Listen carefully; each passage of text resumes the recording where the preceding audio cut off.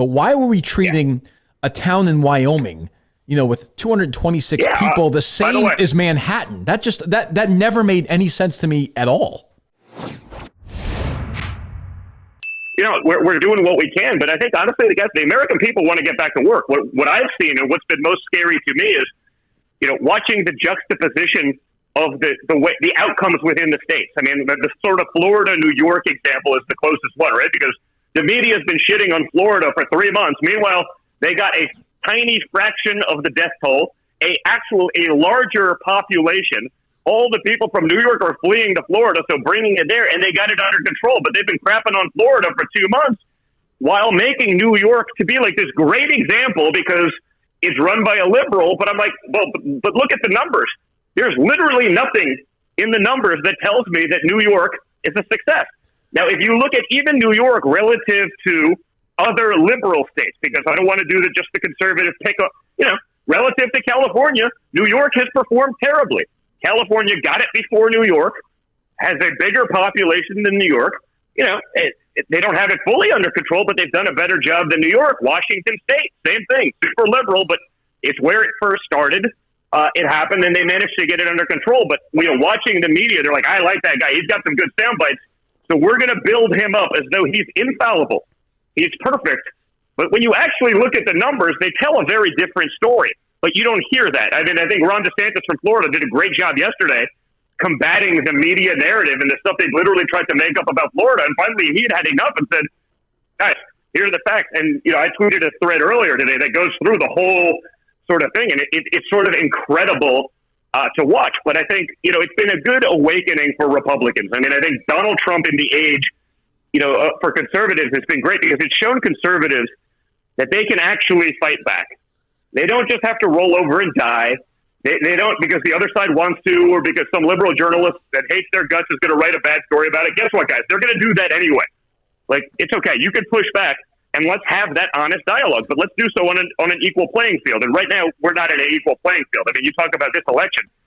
How many billions of dollars of free media will the mainstream media give to Joe Biden, protecting his gaffes, covering up all of the scandals, whether it be the China stuff with his son, $1.5 billion. I mean, and for your guys, this is Portnoy type money. $1.5 billion into Hunter Biden's $1.5 billion into Hunter Biden's son's fund from the Chinese government. That's $30 million a year in fees in a typical 2 and 20 fund structure. $30 million a year. You think Joe China is going to be tough on China? I don't think so, guys. He's been on the record saying they're not a competition. They're not a threat to us. They're not this. Think about saying that crap.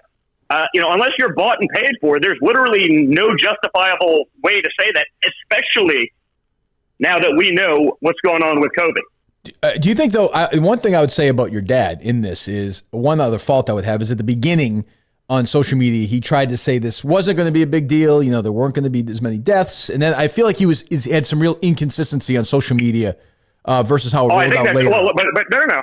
Well, let's look at it relative to the lens, right? Because, again, the filter by which you see everything, you see that. He said not a big deal, but don't forget, the World Health Organization said this wasn't going to be a thing, right? They said it's not going to be a problem. They said it wasn't going to transmit to people.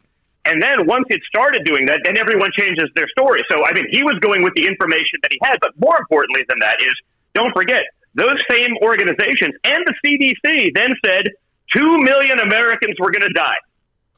Okay? Well, guess what? If that's the case, he's done a phenomenal job. Because not one death is acceptable, and he said that. But if 2 million people, this is their projections, 2 million people were going to die, they're not at 100,000, so you're at less than 1/20th of what the CDC projected was going to happen in America. So my thought is, it's not as big a deal as that. We're going to get it under control.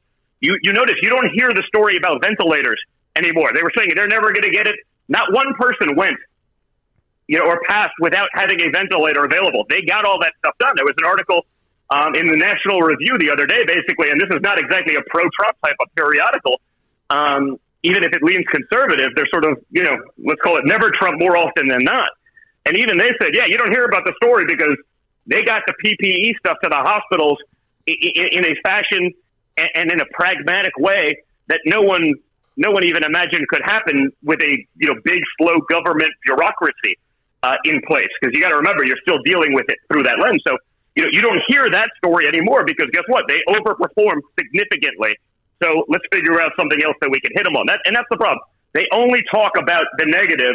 They'll never give credit when there's a positive. And then I think that's what's turned people away from so much media, which is making them get it from alternative sources, which is why, the social platforms and stuff like that have grown so well. I mean, your dad at the end of February, though, was talking about there's going to only be 15 cases, though. I don't know that. I haven't seen that. I don't know if that's accurate. But what I'm saying is he definitely, I mean, again, on social media, it seemed like it sometimes, and it seems to me with him. It seems like with him there are huge up. He goes sort of ups and downs, and sometimes is somebody who is sort of down the middle. I'm a libertarian. I don't care one way or the other. I look at it sometimes and I think, well, sometimes I wish there'd be more consistency with him on some of these issues. I think that's fair. I'm not gonna argue with that. I think definitely. There could be things like that. But again, I think you have to look at sort of the general messaging. I mean, he's been as transparent as it can possibly be as it relates to these things. He's opened himself up to the press more than any president, prior to that. And honestly, if you're a libertarian or you think that way, I mean, look at the way the Democrats in their states have just sort of taken and assumed power that they don't seem that willing to ever give back. We're in Massachusetts. I'm with you 1,000% on that. Baker's a Republican in name only. I agree 1,000%. And that's what we said early on with the show was we talked about this. I never understood when it started breaking out. Like I get New York City, it was in the middle of it. But why were we treating a town in Wyoming, with 226 people, the same as Manhattan? That never made any sense to me at all. Well, go look at my social feed. I've been saying that for 3 months. And, right. And again, it was about power. I think there's an element that, again, the Democrat machine is so dependent on government dependence, right? They need people to sort of be dependent on big government. So you know what? Guess what? Let's shut down the whole state. I'm from New York, right? So I live in New York City, but I'm sort of a redneck. So I go up to my cabin on the weekends, 3 hours north. Hunt, fish, shoot. So I'm there. I'm saying the little diner in the small town that I have my cabin at, they're shut down. They've been threatened to have people, fined if they serve food. I mean, their entire season is made in the next 2 months. When the fly fishing is good.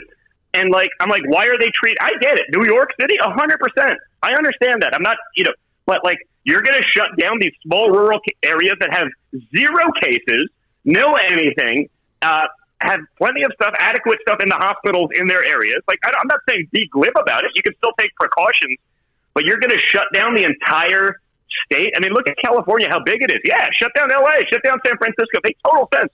You're going to shut down farm country too. What purpose does that serve other than essentially destroying our economy? Which I guess, listen, I don't want to look at it from a nefarious standpoint, but how do you hurt Trump? Hurt the economy, make it seem like it's not that good. I think the average person's going to realize that the guy that built the greatest economy America has known in modern times is the guy that can do it again, not a 50-year Washington bureaucrat like Joe Biden